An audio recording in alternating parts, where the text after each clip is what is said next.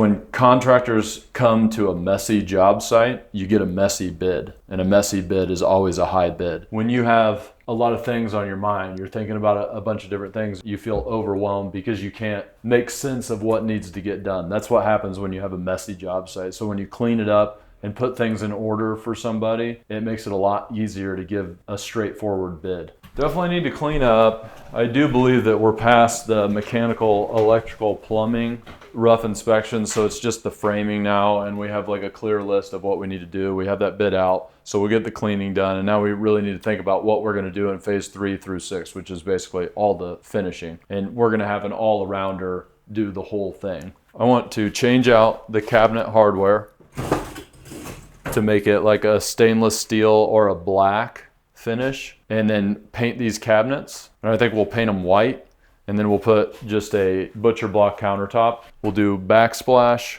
subway tile backsplash all the way around. Okay, obviously we have drywall repairs that need to happen throughout. We need to do floor repairs throughout.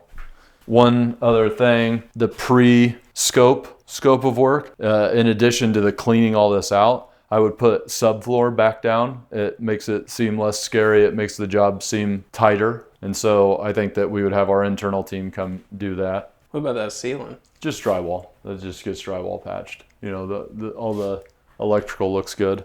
You know, it's past inspection. So yeah. All right, that's what we do with the kitchen. Simple enough. And of course, we got to get appliances back in here. I think that if we did the black and white and on the cabinets, or we could do a brushed nickel, I think we would just do a brushed nickel finish. I think that we'll just run LVP over the top of everything. The one other thing down here, we'd want to clean out in here and then put the subfloor back in as the pre-work, scope of work. Refinish the tile, so we'd keep that tile, refinish it, drywall, paint, LVP floors runs throughout. We do, you know, vanity, toilet, good to go.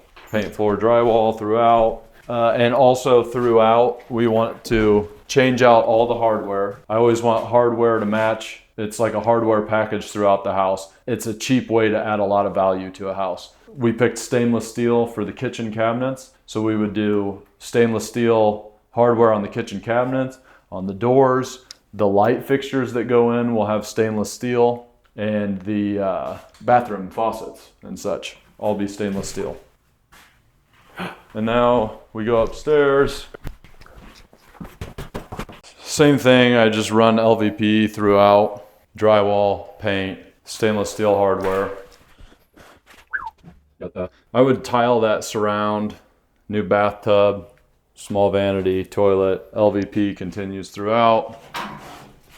In this room, same thing, LVP, drywall, paint throughout, trim pieces in, you know, the trim to match. Gotta add or put this door back here, drywall and paint. And then going outside, just remove the storm door, new rails in between here, and just exposed wood. I think we could just paint all of this the same color. So that would be all part of the paint on the exterior. We need to do something to piece in siding right here, or make this look right at least. Maybe just across the front, cut out the bottom of this siding and put like a trim piece on the bottom. Do some L flashing or Z flashing across the top. Paint the whole exterior.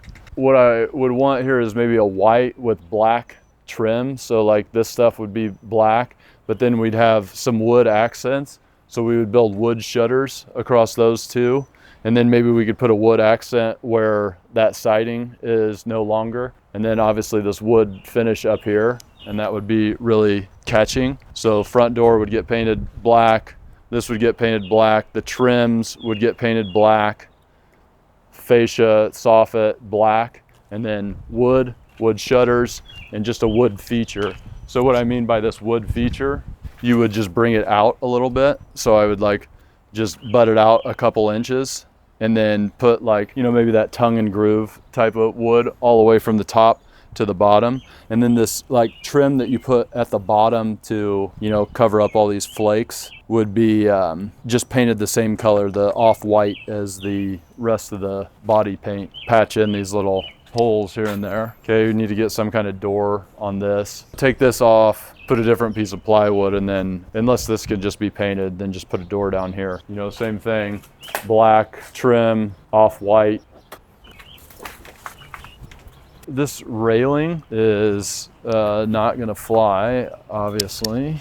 All right, the deck is not terrible. Actually, this is not bad. It's the spindles that are bad. I think we should replace the spindles or get them to straighten up, and then let's paint this deck black, I suppose.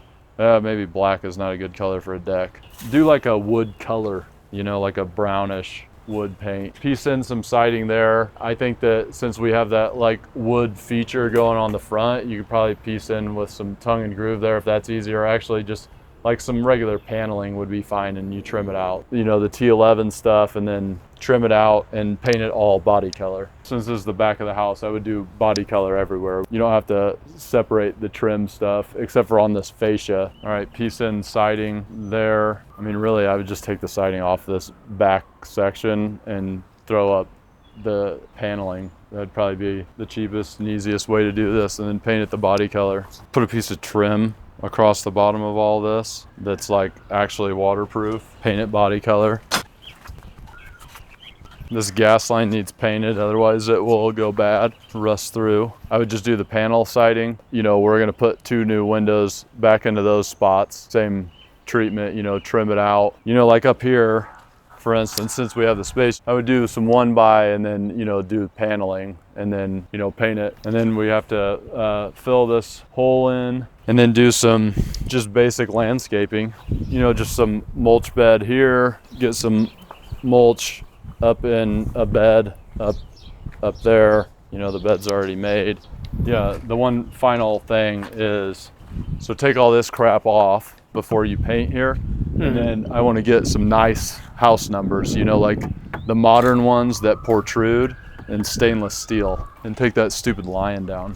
I think that's crooked. I don't know if that's going to be fixed, so I think I would just take that down, put up a new mailbox that is modern looking. We have a clear plan to get us through the rough inspections, and we have a strategy that is going to help us cut the bids for the rest of the project. And that's what we're always looking to do, is how to make a project seem easier than it actually is. And a lot of times it's as simple as just cleaning it up. Was it as bad as you thought? Never is.